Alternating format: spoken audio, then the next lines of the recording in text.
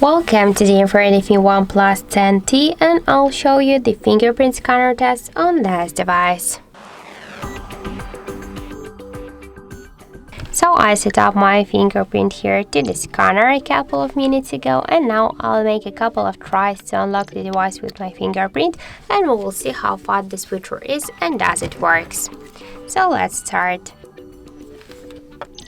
1, 2, 3, 4, 5. So as we can see, the fingerprint scanner works here correct and so fast, but to unlock the smartphone we should hold for a while our device here on the fingerprint scanner, because if you will make it by with a simple touch, you have no chance to unlock the device. So just hold it for a while, and now we can see that it's unlocked successfully. So that's it. Thank you for watching, and if you find this video helpful, don't forget to leave a like, comment and to subscribe our channel.